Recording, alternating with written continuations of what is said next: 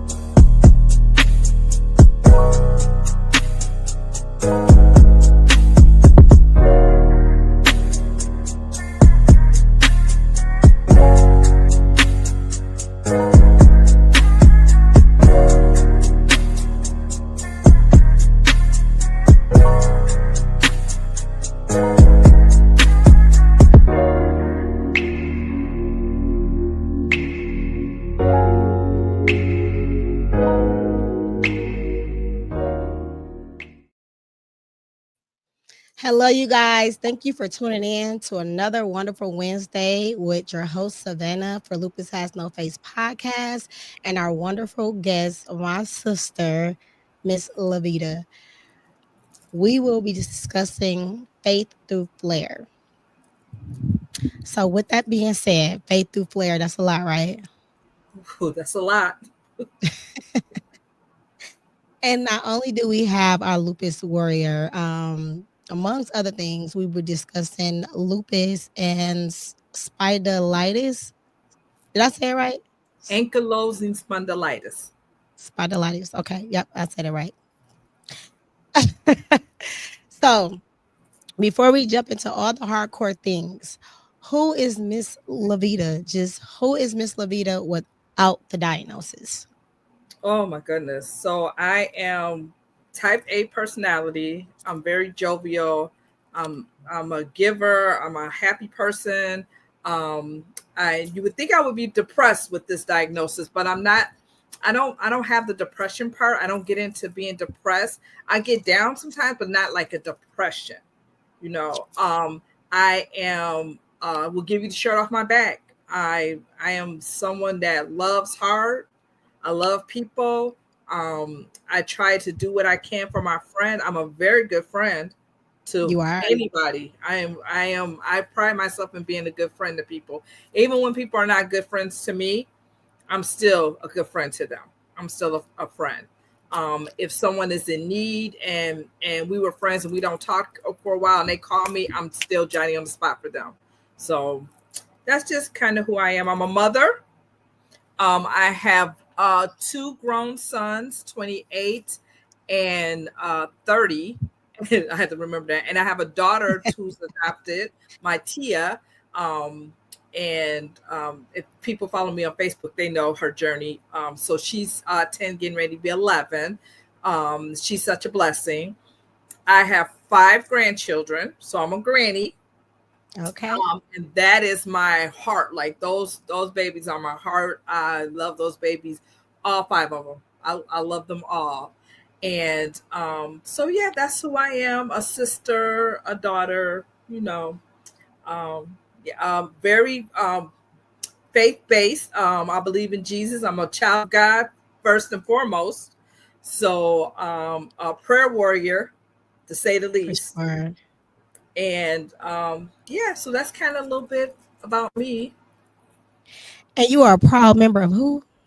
I am a proud member of Gamma Pyro Lupus Sorority Incorporated. That part, okay.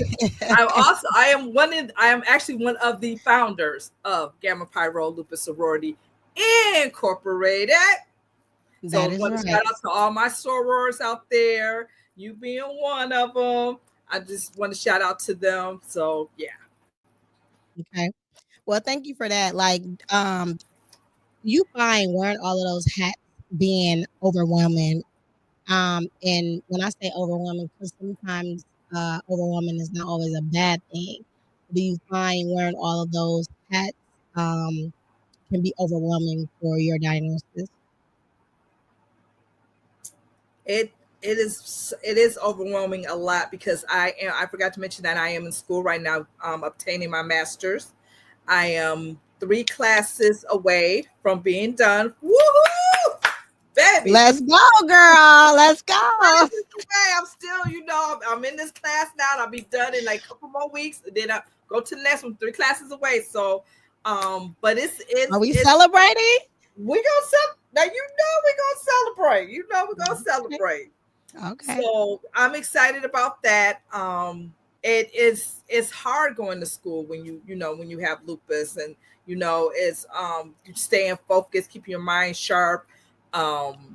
It takes a toll on you, especially when you're a mother and you have other responsibilities to do. And I just got my custody of 3 of my grandkids, so that's a little bit more on so that's a little bit more.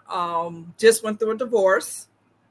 A lot of people don't know that, but I did. I just recently got divorced after I was with him 17 years. Yeah. So it's a lot. It's a lot, but still going to school, still doing what I need to do. Still managing, still pushing through because you got faith, you're strong, and you want better. Yes. So no excuses over here. So baby, God is with me all the way. No matter what your circumstances are, you have to make a choice, what you did to continue your life happily and healthy. So applause to you. Thank you.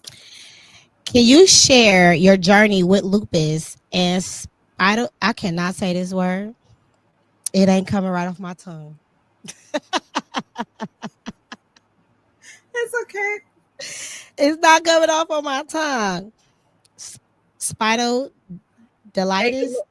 Ankylosing spondylitis. So spondylitis, you guys. I just cannot. Spondylitis, and how it all began for you. So I'm going to say the journey started around 1998 when I gave birth to my son. So I gave birth to my youngest son in 1998, and shortly, maybe a year or so after that, maybe even 2 years after that, I want to say maybe 2 years after that, I was going through, and I think because I had a hard birth with him, it was a rough traumatic birthing with him. It was a hard birth. And I think that's what triggered it and pushed it and brought that lupus to surface. I was having a lot of pain, and they thought I was crazy. They thought I was in my mind. I kept saying I was having pain. It was up and down my back. So my spine, I have a lot of pain in my spine. So at the base of my spine is where the ankylosing spondylitis is. So they had diagnosed me with that. And at a time, I'm going to tell you this, and I'm telling you, God has healed me from that. And I know that sometimes I still have the symptoms, but I remember I was walking up, I had to use a walker. I had my baby, he was like 2 years old. Now I have my other son, he was 4 years old, and we were going to church, and I had got diagnosed with this ankylosing spondylitis before the lupus diagnosis. And I was before. It was before the lupus diagnosis. And I was bent all over and hunched all over, and I couldn't stand up, and it was hard for me to walk. It affects your legs. It's your spine. It's right in your spine. So it affects you where you can't walk. And I remember I went to church with the walker and my 2 kids.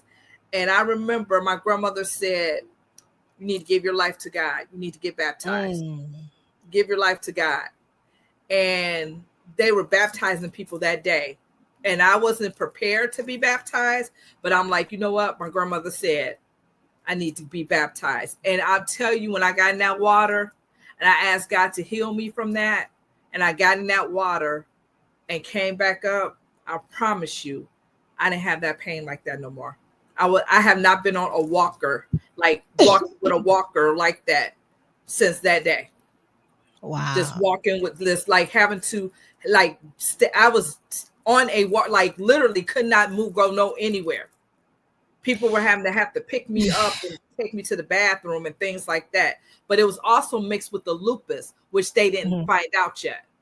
So Okay. it was ankylosing spondylitis plus mixed with lupus that was causing me all the pain. Wow. But lupus wasn't showing up. Mm-hmm.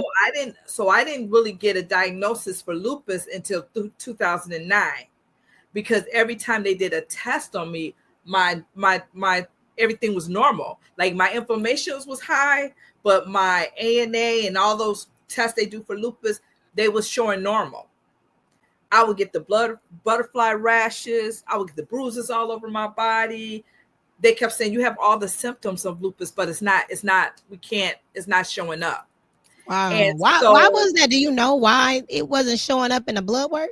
I have no idea. I remember I went to Rush Hospital in Chicago, and and I was in there for about 7 days, and then they diagnosed me with fibromyalgia.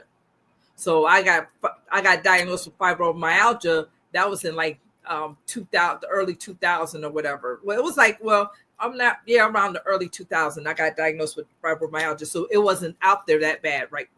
People didn't know about it. So when they told me, I was just relieved that I had a diagnosis. I wasn't crazy in the head. I knew I was having pain. So it's like the nerve pain. That's what I was happy about. Okay, they diagnosed me with something. Okay, let's see how we can fix it. But then it was like, oh, people say that's a made up disease. And, it was a lot of stereotype behind having fibromyalgia. So it was hard for me to get treated for it and then Lord knows I am allergic or adverse reactions to medicines from A to Z. Whatever they was putting me on, had some type of adverse reaction. And it was, my body is real sensitive to medicines. Like they put me on that Lyrica. I went blind. Wow. Yes, I went blind on Lyrica at work. How long did that last? So the blindness lasted like a couple days. And then it got like blurry because I stopped the medicine. So it was just like everything was blurry. And then I got my sight back. But I was at work and I was like, okay, something's going on with my eyes. And I knew my eyes was getting blurry. And I was like, okay, I'm gonna go to the eye doctor. But I was putting it off because I was working. I was putting it off. And I sat right there in my desk. I'm like, I can't see. It went from being blurry to nothing at all. I couldn't see. I could not see. My they had God. to call How did you feel in that moment? Yeah, I was scared because I'm telling my coworker next to me, like, I can't see. And it was real. And then it get real blurry. And then it was like, I couldn't see. And then real blurry and I couldn't see. And come to find out it was from the Lyrica. Wow. Yeah. So that was the medicine for fibromyalgia, the wonder drug. So was that allergic reaction that you had? They said it was 1% of the people that take the medicine experience blindness. 1%. Oh my gosh. People. I lost my mind. I was among the 1%. So it's just, you got to know what you can take and what you can't take. So I've been through this I've been on this rodeo for a minute. So I know what I can take and what I can, what I'm allowed to take and things like that. Because you got to be your own advocate, because doctors will put you on, they will just try to put you on stuff and your body is not reacting to it. They put me on some medicine and I was actually dying from it. It had turned me gray. I was all gray. I can't remember what it was. I was gray. I was in the hospital literally dying. I was dying. And one of my friends from church had came. And my dad came, my son came out there. And this is when I had the lupus diagnosis. Now I'm diagnosed with lupus. But they put in me, I forgot what medicine that was. Listen, Mom, I can't think right now. Oh my gosh. I had turned all gray. I was gray. Do you hear me? Like your eyebrows, your hair. My whole body, I was gray looking. Like ashy gray. I was ashy gray looking on this medicine. And I was dying. I felt myself dying. I felt like I was dying. I felt myself dying. So you went to the hospital. Was that they put me in the hospital. They put me in the hospital. they were still giving me the medicine. They put me in the hospital. They were still giving me the medicine. And my friend, a friend of mine, she's from church. She's a prayer warrior too. She came and she saw me, and I was on morphine too. So I was in and out of consciousness. So I was on morphine, and I was itching. I was gray. I was in and out of consciousness. I just remember that whole scene. And she just like flung the covers off of me and just started praying over my whole body, just praying over my whole body, praying over my whole body. My son came to see me. He was in his teens, and he was like, he thought I was finna die. He said, I thought this was it for you. He thought I was finna die. My youngest son had came out to see me, him and my dad. And baby, when I tell you, this is how I know God. That's why I said the faith, because this woman prayed over me. And when I tell you death skipped me, the lady that was going home, that was next to me, was going home the next day. She ended up passing away in the middle of the night. They come rushing me out the room and put me in the other room. I'm feeling better now. My color done came back. My color came back. That 24 hours, my color came back.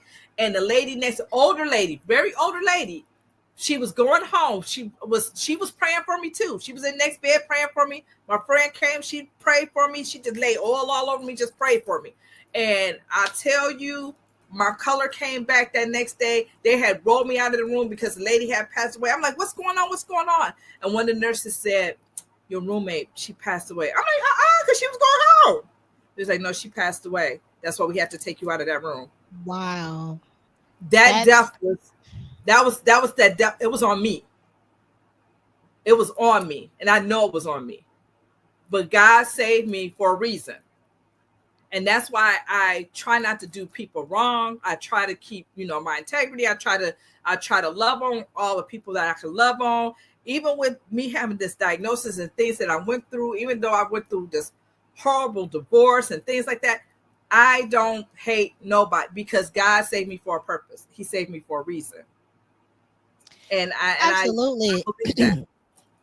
Absolutely. That just sounds so scary. Like being, diagnosed with one thing from the next thing to find out that you have lupus and to be on medication that you're going blind and then you're dying. Like that is a lot to deal with. I was passing out. That is a lot to deal with. I was passing out at work. I had a good job. I was working for a pharmaceutical company. Had just got my bachelor's degree, was moving up the corporate ladder, and I kept on falling out at work, passing out, walking down the hallway, passing out, just passing out. So I'm like, okay, is this lupus? What is happening here? Why do I keep on passing out? And then I found out that I had POTS syndrome. So that has to do with your heart. So was your job protected? Like going through all of this, were you able to put things in place like FMLA, short-term, long-term disability to protect yourself, or you can keep your job? So I had to go on short-term disability. But what I should have done, and I did it, was take long-term disability instead of going back to work. But I was trying to go back to work to keep my job because I was trying to get another job. So I wanted to go back to work because I was moving up. So I was trying to get this other position, and I'm like, I need to hurry up and get back to work. So I went back to work, and my doctor was like, well, when you go on to work, just get the paperwork. We're going to do long-term disability. So as soon as I came into the job, they walked me to the little office in the little conference room and politely told me they had to let me go. But so did you have FMLA in place before? I had FMLA in place. I had short-term disability, and I just came back from short-term disability. The day that I came back to work on short-term disability, and that's why I tell people, if you're out, stay out.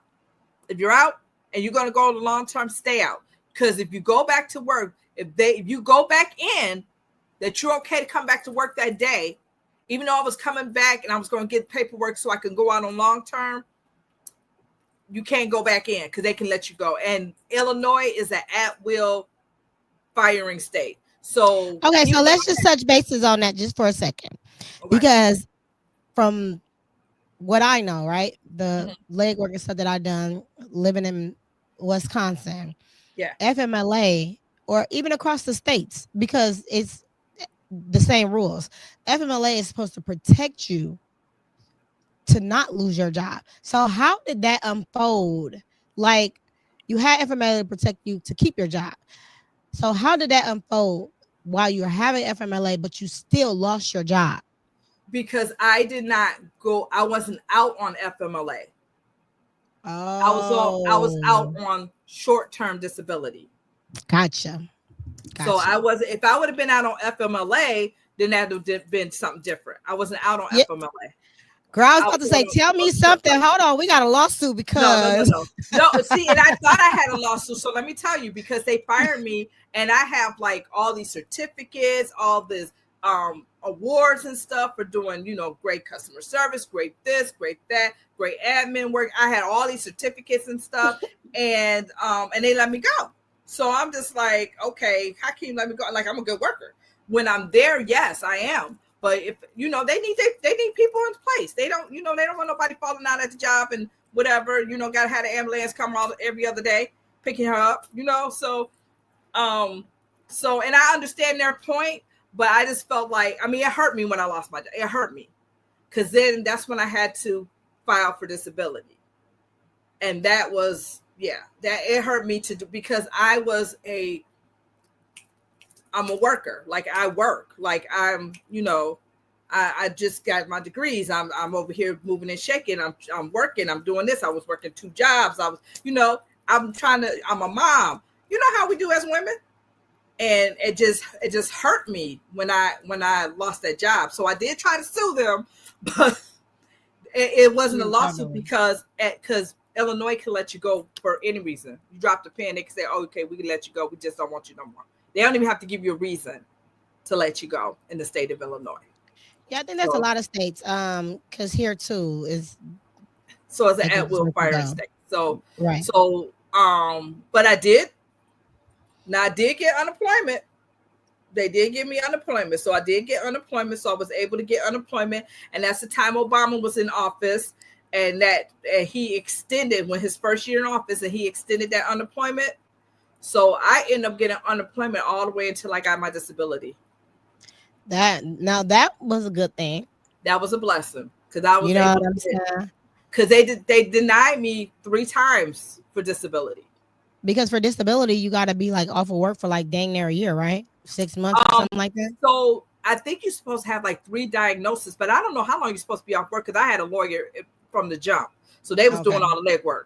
So all I know is they denied me 3 times, and I went to the disability doctor, and he was like, you have, and that's how I found out that the lupus, like I had lupus, because my rheumatologist kept telling me, no, it's not lupus. No, it's not lupus, not lupus. And then the disability doctor was like, yeah, right here, it shows on your paper you have lupus. That's strange. The disability doctor signed off, and that's how I ended up getting the disability. So it's very important. A lesson to be learned is very important for you to go over and read your own paperwork, because it was there. They was just telling you that you did not have it. It was there. And I kept going in the hospital, and I kept saying, well, what is wrong with me? They was like, oh, you have rheumatoid arthritis, or it's just autoimmune. You just have inflammation. And, they was giving me all this back and forth and whatever, and me being new, not knowing how to be an advocate for myself, listening to the doctors, taking the medicine, half dying, because I'm taking all the medicines. You got to be your own advocate. Man, well, it was a blessing in disguise, because you still moving and shaking now. It wasn't the route that you wanted to take, but it's the route that he wanted you to take. So, you didn't lose anything. What challenges have you faced in managing your symptoms over the years?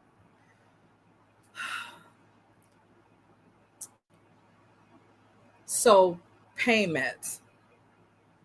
For sure. Trying to get, because so many people abuse pain medicines out here, it's hard to get pain medicine. For sure. It is really hard to get pain medicine. And I know what works for me, and I know how much I need to take, but they're not listening. Like, they don't want to listen. or they want to give you these corduroy shots and steroid shots and all these shots and want to put shots in my back and all of that. You can't do that. You can't monkey around with my back like that. You can't be just putting shots in my back. And so they get upset because they can't do what they want to do, thinking that they're stopping my pain, and you're not. But I know what's good for me. Like I could take an 800 ibuprofen and a half of a Norco. Okay, half, not a whole, a half. So I'm telling you, my body is real funny acting. So I can't take a Norco 5. The ingredients in the Norco 5 makes me feel like I'm stroking out or something. But if I have a 10 and I put it in half, I could take a half of a 10. Time out. So I'm pharmaceutical, right? But I do have a medical background. We both do. Yeah. So my question to you is that they should be the same ingredients, right? They're supposed to be. And the only thing that's changing is the strength of the ingredients, correct? Exactly. How in the heck that is possible? So it's something that's in the 5s. I don't know what else that they put in there. Something that's in the Norco 5s that make me, but so the 10 is too strong for me because I'm real light with medicine. So I'm not a heavyweight medicine person. So a 10 is too strong. So I can only take a half of one, right? So I have to split it in half. So that's how they last me so long, because I split them in half. I can't take a whole one. So I could take an 800 ibuprofen, and I could take a half of a Norco, and then that helps me with my pain. You should find out what's the difference that's in there, because well, he told me, I think the doctor, so my doctor did tell me that it might be something that's in the 5, and I think he told me what it was, but it's a while ago because I've been doing this little regimen for a while. So it's like even with like when you're in the hospital and they try to give you pain medicine. So morphine makes me want to scratch my skin off, so I don't take that. Okay, I can't take, and it makes me hallucinate, so I can't deal with morphine. So they try to give me Dilaudid, but I can't take Dilaudid unless they have to half and half it. So they have to have a half of saline solution and half Dilaudid and mix it, and then they can give it to me. I can't take straight Dilaudid. I can't do straight Dilaudid. And it has to be a low dosage. It has to be a low dosage. Like I'm really like I know what I need. Just give me what I'm asking for. Right. This is how I can cope. So I love my doctor. I love my doctor because he knows. So he gives us specific instructions on how to deal with. That's why I don't like changing doctors, because he knows what I need. He knows how to put it in. He knows how to write it up. He knows what I need. And and he's like, give her 10. She gonna split it in half, and then give her the ibuprofen 800, and that is a regimen. That's how that helps me. All that other stuff, I can't. It's like my body is so sensitive to stuff. I can't take Benadryl. If I take Benadryl, even children. I thought I was bad. I can't have any antibiotics besides clindamycin, so they're giving me clindamycin for almost anything, but because I'm allergic to all the other antibiotics, which is crazy because they did a study. I did an allergy test, and they had to admit me to the hospital. So all of the antibiotics that I am allergic, they did like just little bitty droplets. Mm-hmm. And try to introduce my body into them. So maybe down the line, if I ever need them, they can give them to me safely. Okay. But girl, that did not last long because I started getting bubbles on my skin and it was breaking already. So they had to stop the whole process. So still as of today, I only could take clindamycin. And clindamycin only helped for so much. So that's why I'm very safe and protective of what it is that I do. Because who's going to the emergency room for something that they can't get rid of? What? And it's crazy because you have to think about that. And as we get older, or as I get older, or as we get older, you can't, your body can't tolerate a lot of stuff, especially when you have lupus. When you get older, your body rejects things. I used to take Benadryl back in the day. I had ate some food that I was allergic to that I forgot at PF Chain, and I forgot that I'm allergic to that, and because I hadn't eaten it in a long time, but I love it. And I had ate it and got the breaking out, and girl took a Benadryl, was like, God, I can't take Benadryl. Felt like I was having a heart attack. And this was chill. And then the time? Was that recently? Like when I talked to you? It was a while. Oh my goodness. Yes, we went to PFJ. That's not funny, but it's funny. I would have died. That was recently, yes. So it's just we have to be our own advocate. We have to know our own body, and we have to make the doctors listen to what we're saying. Like, for sure. You need to listen to what I'm saying about my body, because you know what I'm saying. And it's frustrating when you go to the emergency room and then they don't want to call your doctor to find out what it is that you need. Because I'll be like, call my doctor because he knows. While y'all over here trying to give me this and this and that, I can't have that. Well, it's nothing we can do for you. I'm trying to tell you what you can do. They don't, sometimes they don't want to listen. Yeah. So that's real frustrating. So managing the meds, but you got it down to a regimen now. So I got it down to a regimen, honey. Okay, you overcame that challenge. I overcame that. Y'all excuse me too. I have not been feeling well for like the last, I don't know how many days. I'm just literally getting my voice back, and getting some energy and almost being back to myself, but I'm not 100%. But potting is my thing. If I don't show up, the people are showing up to see what they can learn. So, I'm here today. I'm doing the best I can. So hopefully y'all can hear me. How has your faith played a role in your healing and coping strategies? I meditate and I pray a lot. I meditate on God's word, and that helps me. My church family is wonderful. My church family, that support I need. They know about lupus. They know if they pray for me all the time. And my saying now is, so I'm not claiming lupus no more. I'm like, I might have the symptoms, but God's healed me from lupus. Okay. But I might have some symptoms, but God's healing me from lupus, because I whether they get a cure or not, whether they get this cure, I'm going to claim I am healed in the name of Jesus. I'm healed because I know that God is a healer and he can do it.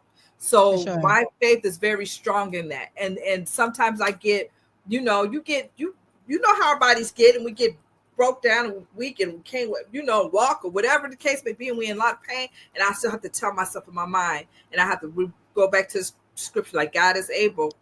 He is able. He is able to heal me. He by his stripes I am healed. So I meditate on those scriptures, and I keep that faith. I pray a lot.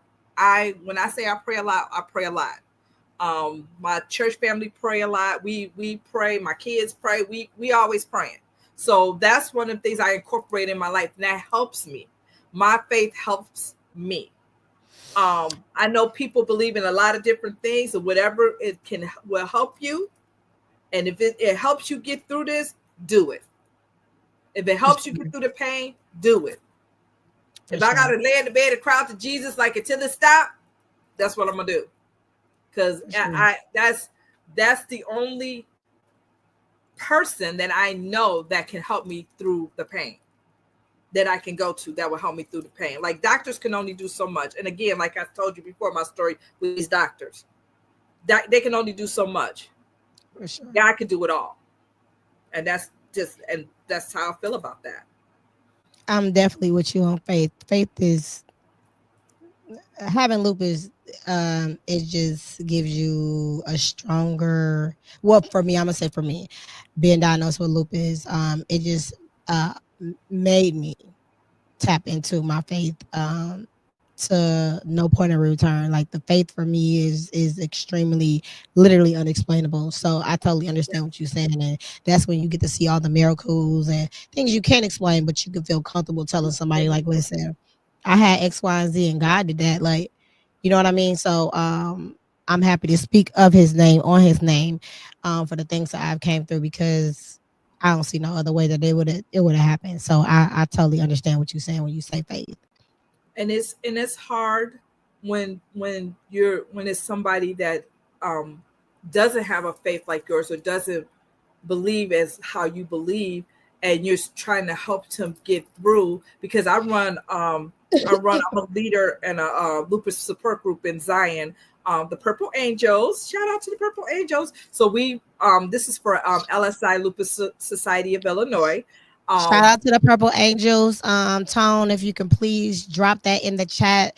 Whether we got whoever around the world, they can pick and choose what support system support group they want to go to. So we're gonna have that in the comments in the chat below if you guys want to visit a support group. And if you not with a support group, or you're thinking about it, just do it. See how you like it. You can always not go, or just shop around. But the first thing to do is try it. So yeah, thanks for that, my, LaShawn. I'm sorry, LaVita. Lord Jesus. it's fine. Yeah, so LSI, I'm a support group leader for LSI, and I run the support group out of Zion, Illinois, and it's at my church, in the basement at my church, at 1220 Lorelei Drive in Zion, Illinois. And it's once a month on a Monday, the first Monday of every month at 6:30. We have a support group, and my support group is called Purple Angels. So if anybody, wants to come out, as hard, when you talk to people, anybody could come. You don't have to have a faith background. You don't have to. If you have pain, anybody can come, because this is where you can talk, and people support you. And I'm not throwing religion down your throat. I'm not doing none of that. This is about helping you deal with your pain, helping you maneuver, somebody who knows what you're going through, that you can talk to, a group of people that's going through the same thing that you're going through, because we need that support. Like we have our sorority sisters, we need that support group. We need that that sisterhood for people that have lupus. That's why I go do the walks, because people are of like mind, that know what you're going through, and you can relate to, because everybody can't relate to us that have lupus. Everybody don't understand what we're going through. Everybody don't understand why earlier today you looked like you was fine, and then 10 minutes later you look like you about to fall out. People don't understand that. For sure. They don't get So, it. correct me if I'm wrong. It can be any autoimmune. It started because of lupus, but it can be any autoimmune and any type of pain. Anytime, yes. And is this only for women? And if men want to join, could they join? It's for men and women. Lupus, okay. If you having chronic pain, come to my support group. Come to my support group. I'm right in Zion. Is it's not hard to find, right off the Lorelei Drive. So I encourage people. I'm gonna have to come down one of these days to we're gonna have to talk about that. Yeah, I'm gonna have to come down one of these days. And if they couldn't make it, right? Is it a Zoom option? So I don't have Zoom option now, but I know that me and LaShawn was talking about getting me doing a Zoom with me, because sometimes people come and sometimes people don't come. Sometimes I get one person, sometimes I get 0 people, but I'm there faithfully. So every first of the month, on the first Monday of the month, I am there at 6:30. Whether somebody come or they don't come, I want to be there in case somebody needs to come. So okay, for sure. I can't wait till you get a Zoom that'll brighten up the broaden it up. So yeah. Yep. Okay. Thank you for that piece of information. What support system have you found most helpful, and how did you build them? You know what? Through walks. I was going to lupus support groups in Chicago, LSI support group meetings. That's how I met LaShawn. Going to our sorority, our Gamma Pyro Lupus Sorority Incorporated.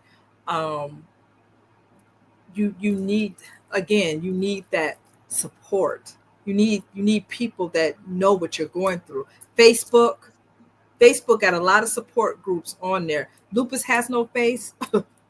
support groups. There's a lot of Mhm. support groups out here that is willing to understand what you're going through, and is they're willing to help you, have your back, whether you need a prayer, whether you need somebody to talk to and just tell them about what you're going through. Because a lot of times our spouses don't understand. I was married. He didn't understand. He didn't get me. He didn't understand. He wanted the same LaVita he met before the lupus. He Mhm. wanted that LaVita that wasn't tired and weak, and he wanted that LaVita. That LaVita wasn't no more.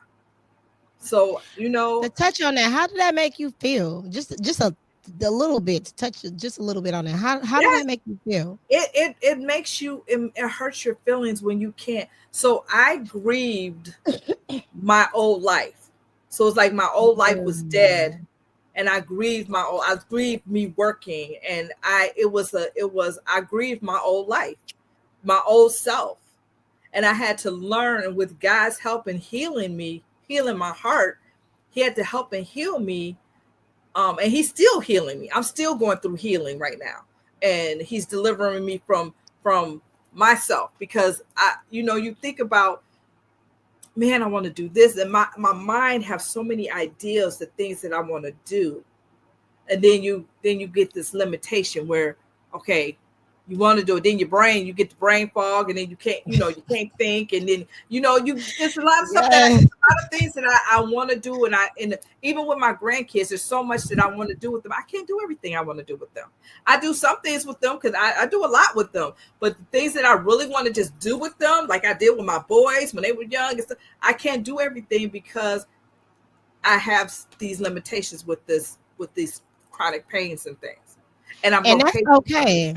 And that's okay. Yeah. That is totally okay. Yeah. And it's so funny that you said grieve your own life. Just a little bit. I was thinking, going through what I'm going through with my mom. I wanted to do a panel of grieving, but it Mm, wasn't just the loss of life; it was the loss of something. But when I was thinking this thought, I never heard anyone speak of a grieving process of a loss of something instead of a life. And the fact that you said that, I don't know if I want to say validate or anything like that, but it makes me even want to do even more because people just don't grieve over a loss of a person. People grieve different things, and the fact that you said that, I'm just like, this is exactly what I was talking about. And the ideal of it is to just have people their different opinions, different thoughts, and things of that nature, grieving on something. And like I said, it doesn't have to be a loss of someone.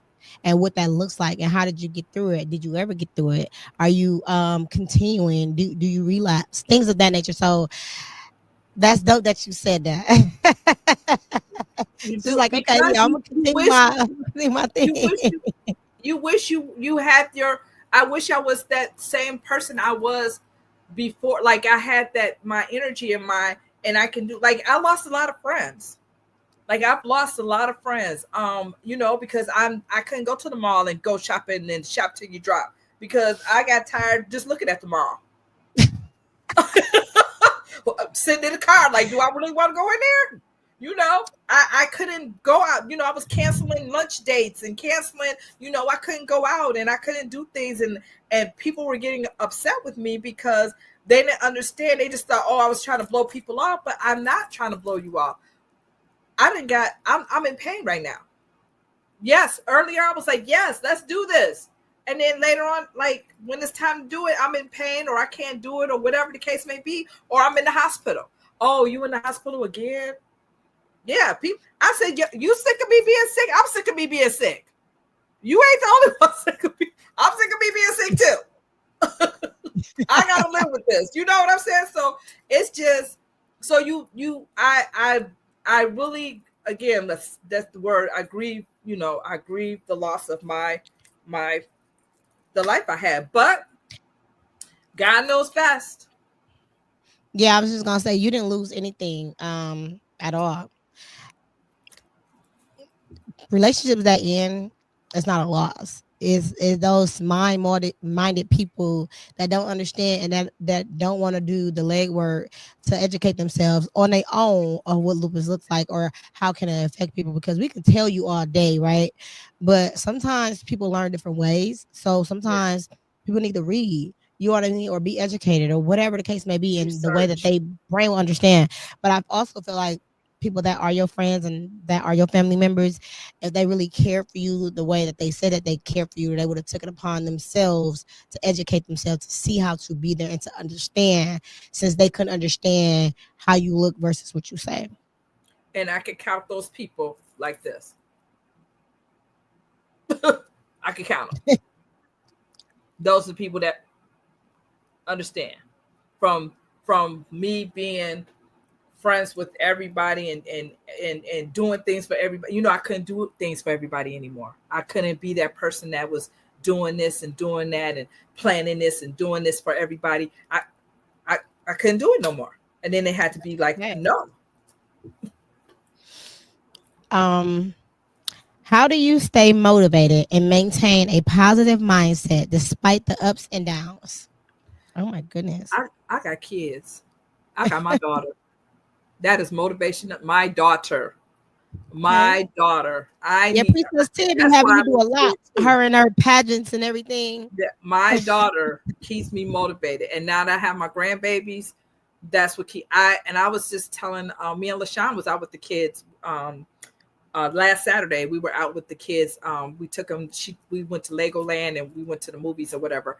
And I was just thinking, like, you know, I'm tired, but you know what? We got these grandbabies. They keep you motivated.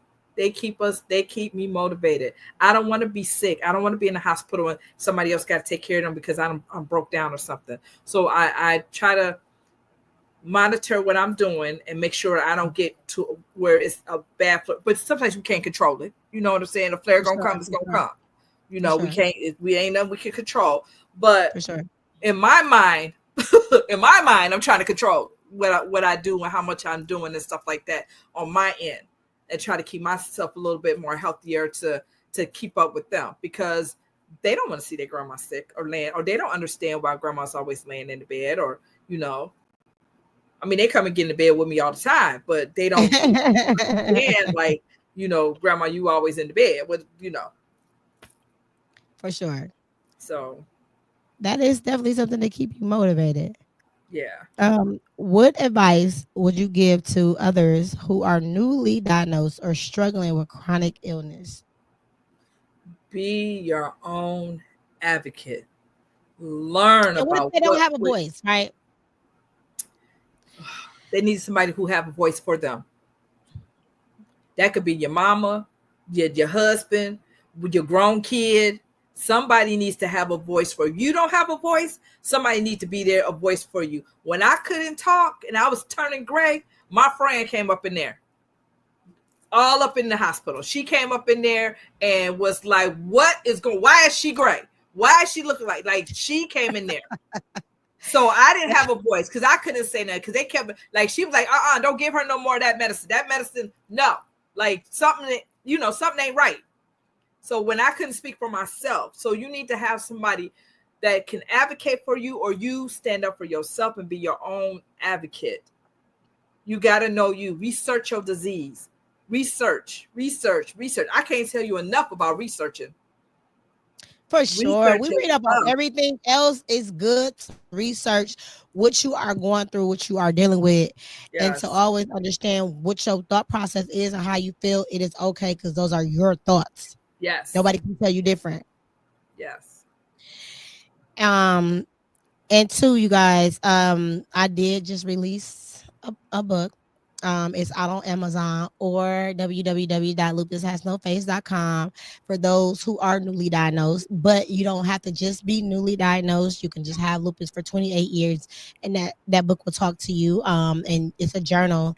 There you go. That's right there. That is available on Amazon and on the website. While you got it up, LaVita, what is your thought process? How did the book help you, or if it didn't, or if it did, the pros and the cons? Well, you know what? It has a lot of, it's a planner, and it has a lot of quotes and thoughts in here. So a lot of self-care. I like this book. So this is on my nightstand right by my bed. Thank you. Oh, that's so sweet. That I is got your it book, right there. babe. You guys get your copy, buy it from somewhere for someone else.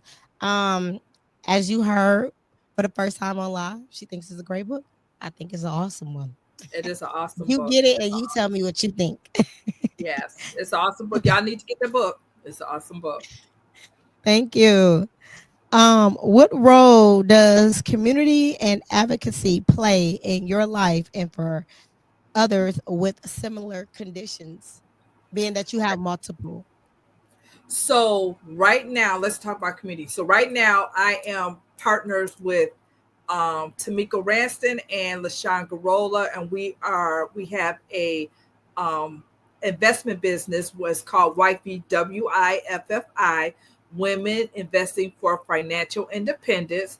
We all have lupus. We all have lupus. And we are flipping houses, y'all. We are flipping houses. We are on our third house. We are flipping houses. Do you hear me? I didn't know anything about it. I was scared to do it. I was trembling because I knew nothing about it. But you know what? I stepped out on faith. I said, God, show me everything. This is good. Do it. Because I had to pray on it. Because I was really scared about stepping out there trying to learn how to flip houses and things like that. And but you know what? 3 women with lupus, we are doing this. We are doing this. Do you hear me? I seen y'all and y'all Harlem hats and y'all gear. I'm like, what is this? We doing this, and it feels good to say that because we're not doing it just for us. Because once we learn how to get the patterns and get it together, we're gonna pull the next women with lupus so they can do it. And the next women with lupus, and the next, because we want to teach and we want to show, because a lot of women are, because 95% of the people with lupus are women, and a lot of these women are on disability, they don't have jobs and things like that, and you need some type of another income.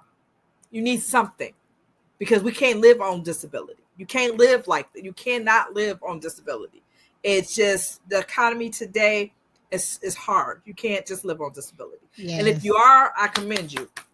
I can't live on disability alone. It's not enough. I be doing too much. I like to eat out. Just tell the truth. I like to eat. Okay. I'm a little greedy. So, but this group, our wifey group, is helping women. It helped me a lot. I'm learning a lot.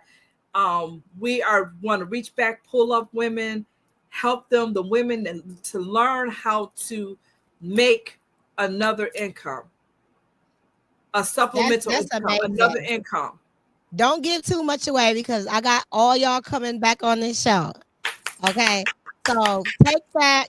Be looking out because they're gonna come with some jewels and how to do it. Woo-hoo! And who to get in contact with. So yes, make sure y'all stay tuned. Okay, we gotta let that marinate because we bring y'all back. But community, I also do with my church. We feed the homeless once a month. I make sack lunches. We make 40 lunches, and we take them down to Pads in Illinois, Pads in Waukegan. We take them. I did that today. So I'm exhausted because I made 40 lunches today. I did that today. We do it once a month. It's normally the last. I try to do it the last Tuesday of the month. That's my goal. I do to keep it consistent. So like the last Tuesday of the month, we do Pads. So we make 40 lunches. We take them down there the last Tuesday of the month, and it's our outreach that we do at our church. We do other stuff too, but right there, that's something that I'm passionate about. Feeding the homeless. I have family members that was homeless. I have family members that's used Pads before. So I am very passionate about making sure the babies and the women and the men at Pads are getting a meal, because sometimes they don't. And I'm real big about that. Do Pads stand for something, or it's just the word? Yes, Pads? It does. And I can't tell you what it stands for right now. Yes, PADS. It do stand for something. Where can it does. You are right.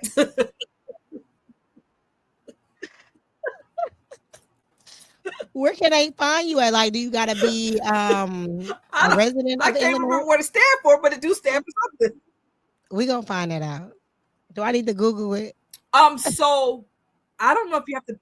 I don't know if you have to be a resident of Illinois, but I know that they take it. They feed the homeless, and they shelter. Sometimes they shelter like women and women and children. I think sometimes they house men there too. I'm not too familiar how they do the men or whatever, but I know they get like hotel rooms and stuff for them and things like that when they're homeless, especially like in the winter.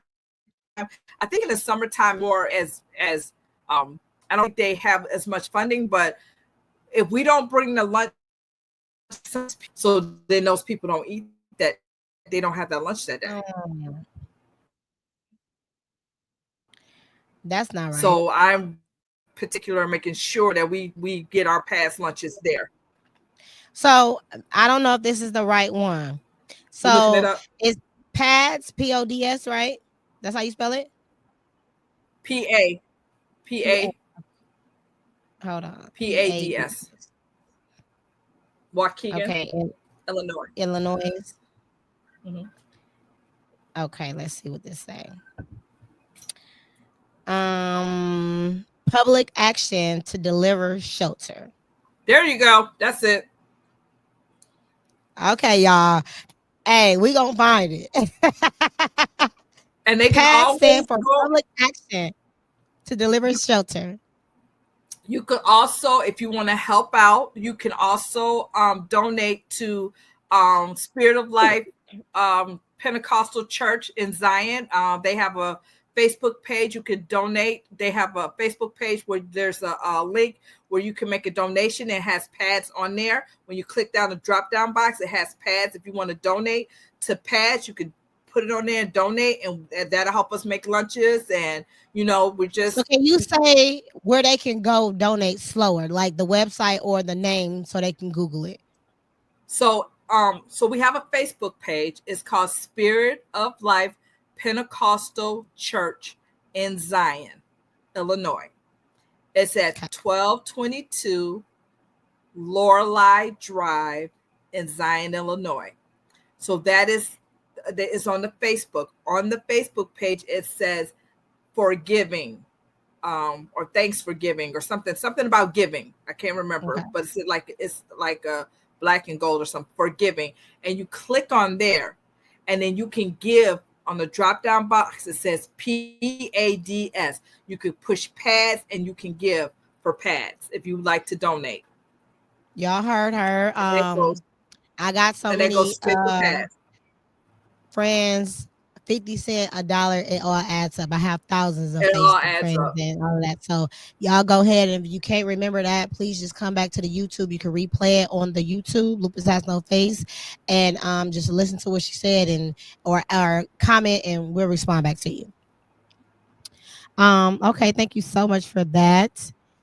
How do you handle days when you're feeling unwilling to do things? What are your go-to strategies? Gospel music. I turn on gospel music. That is my motivation. Sometimes I can't even open my mouth to pray because sometimes you get stuck where you can't even. You don't even feel like opening your mouth to pray. I felt that before. I'm like, what is going on? Sometimes you feel stuck and you can't open your mouth, but you know what? You turn on the gospel music. Turn on the music and let it penetrate. Let it penetrate your soul. Just let it penetrate. Just let it play. And then it'll break itself off of you. It'll break itself, and then you can be like, okay, Jesus, work with me. Okay, Lord, I can pray now.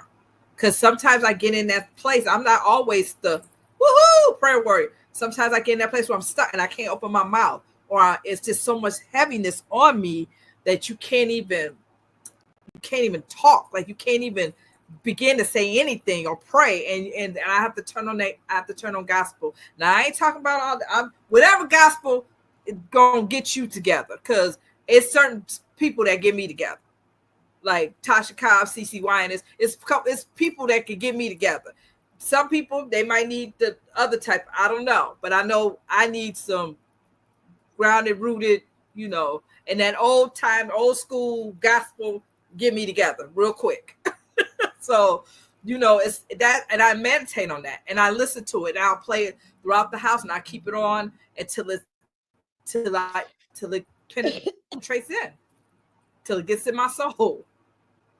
I have to agree with you on that. Like, that's almost for anything with me. Like, if I get too overwhelmed, I gotta listen to certain songs or just songs of gospel that'll put me back in a better space, because that definitely does penetrate through your spirit, through your soul, and it always works for me. It works. I know that the deeper the pain is, the longer I have to listen to it, versus the shorter amount. So just listen to your body. Your body is definitely going to tell you how long you need to do anything in life. That's has to do with that medicine and music that LaShawn and Deanne did. Yes, they did a medicine and music thing, and they did a gospel. Not gospel. A jazz concert. You came to jazz concert.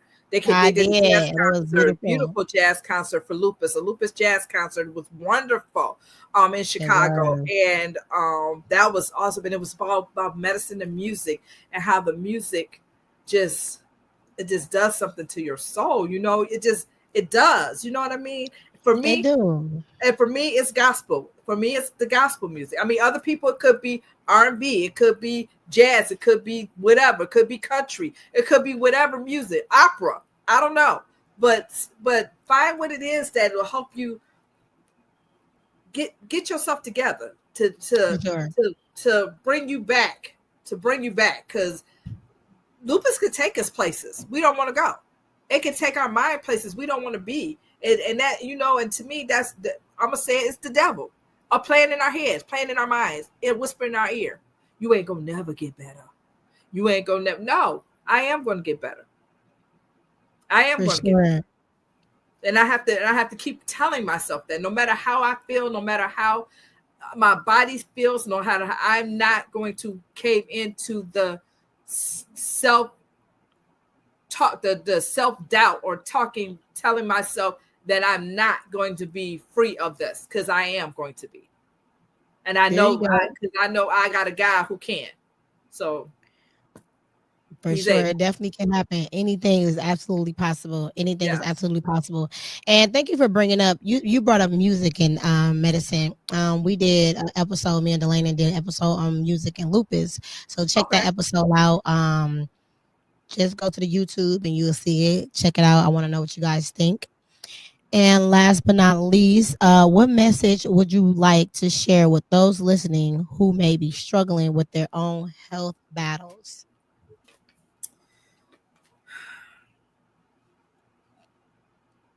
You're going to have rough days.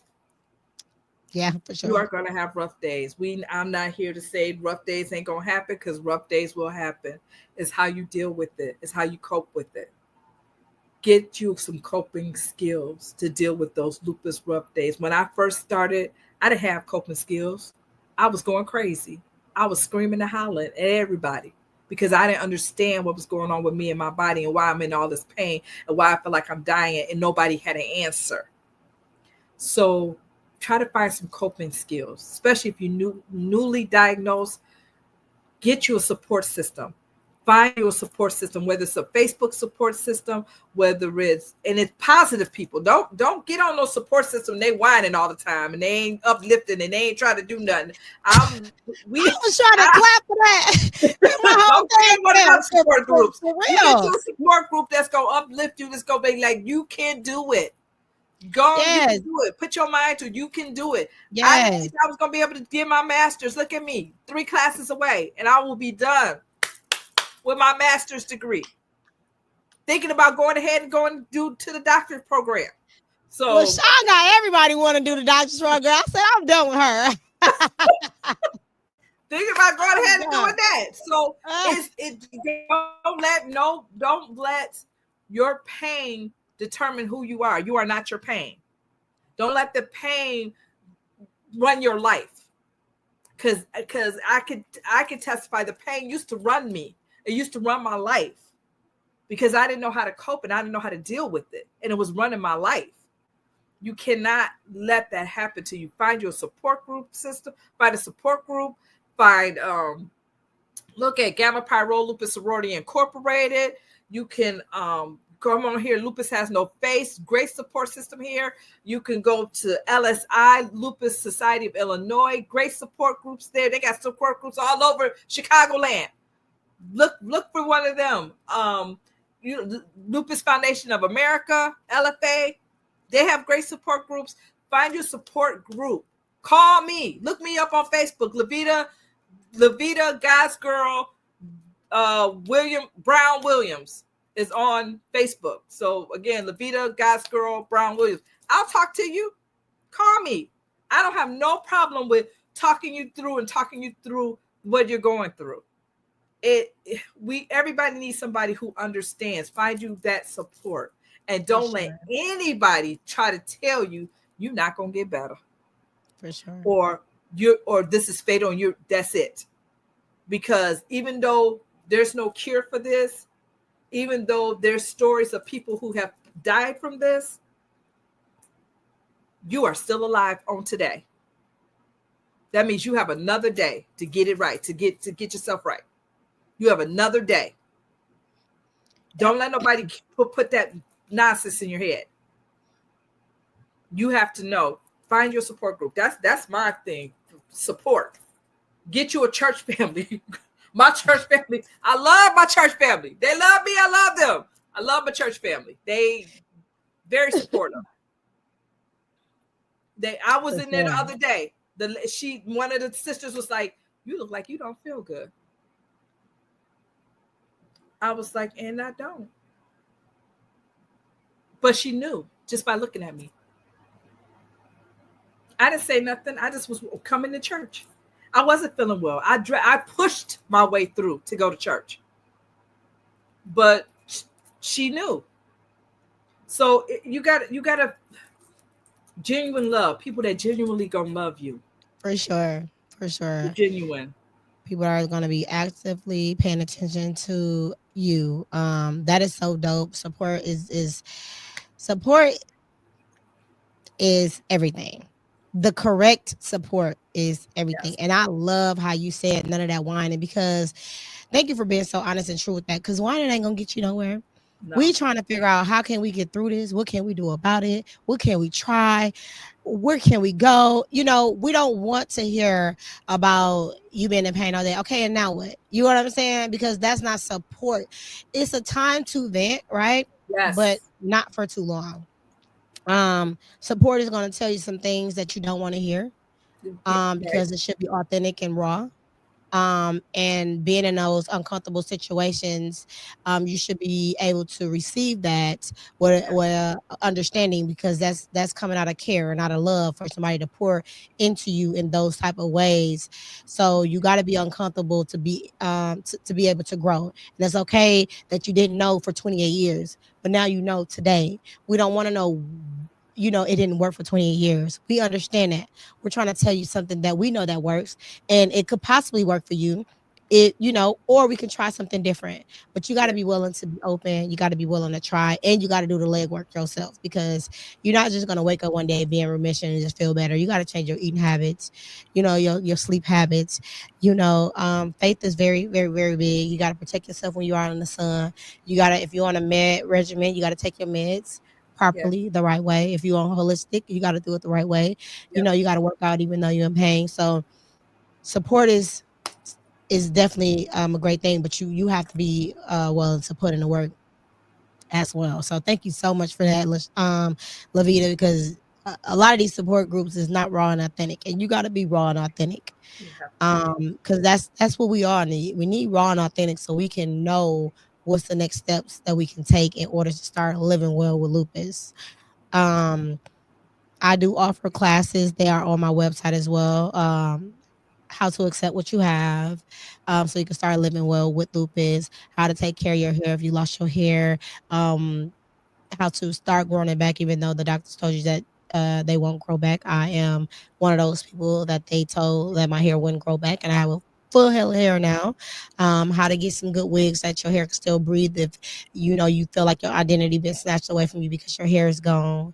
Your skin regimens, what you can, how you can apply makeup on a lesion if you don't feel so pretty, and also how to treat that lesion as well. So it's classes that I offer that's on the website that's available virtual and in person. So you may want to take a look on that. And the book again. Before we go, LaShawn, I don't know why I keep calling you LaShawn. I call LaShawn LaVita LaShawn. I don't know why I do that because she be like, girl, I'm like, I don't understand. They like twins at this point. I don't know what to tell. I don't know why I do that to y'all. You want to tell them what you wearing? We have said, I know what it is, but we have said, what apparel are you wearing today? I What is am that? wearing the Lupus Has No Face t-shirt. Period. You can actually purchase that too on the website. They are available all year round. What new that you have coming up, LaVita, that you want us to attend to? I know you told us about the Purple Angels and the donation to feed pads. You got anything else that you are a part of that's coming up? So I'm doing the there's a walk in September. I don't even know the date off of hand. I should have had that together. It is LSI is having their walk. So you can look on the Lupus Society of Illinois. They're having a walk. There's a lot of lupus walks going on right now. So people are having walks. There's probably a walk in your town, in your area. Donate to the walk and go to the walk and support yourself at the walk. Go to the walk because you have lupus. You don't have to walk the whole thing. Walk a little bit, or just go and show up. You ain't even got to walk. Just show up and fellowship with the people who have lupus, or the people that have the same thing that you have, and meet new people. That is always wonderful to meet new people. We go to DC every year for a Lupus Foundation of America, and we meet new people. We meet new people every time we go. I meet somebody new all the time. It's a network. So yeah, I can't remember what. I know that there's the LSI walk in September, and I can't remember what the date is. Sean, go give Once us I that. find that out, I will put it in the chat on here. I'll find it out today, so I can put it in the chat and then let you guys know when to walk. But if you can't, if you don't know when, or you don't see it and you don't want to read, because a lot of people don't like to read, uh, go to the website that she just told you, and go find it. And you don't have to have lupus, right? You can go support your friend. You can have Yeah, rheumatoid arthritis, fibromyalgia, any invisible illness. Just go so you can understand, broaden your horizons, understand, for what you don't know. You don't know what you need until you get what you thought you didn't need. So just go show up. Look at yeah, it as a exercise regimen that you need to incorporate in your daily life. Start with a walk, and then you can go do the treadmill, or start having a 5 mile walk, or 2 mile, or 1 mile in your neighborhood, or at a trail or something. It's going to be beneficial to you some way, shape, or form. yes. So I do want to thank you so much for coming on, taking out the time out your busy schedule, because you are a busy lady. I greatly appreciate. Thank you so much. I can't wait. Remember, you guys got to get back with me on when all three of you guys going to be available. She got to do her one-on-one too, but I'll bring all three of you guys back so we can educate our Okay. fellow warriors, anybody with indivisible illnesses, on how to make some extra cash, right? And being a Yes, boss while doing so. that's it. So I applaud you guys on that. You already know we are here every Wednesday at 6:30 on all platforms. You can catch us live on Facebook. If you do or did miss it, you can replay it on the YouTube Lupus Has No Face podcast on YouTube. Comment, I'll respond back. Let us know what you think, or what topics you want to see us discuss in the near future. Until next time, see you later. LaShawn, LaVita, do not get off here, but see you next time.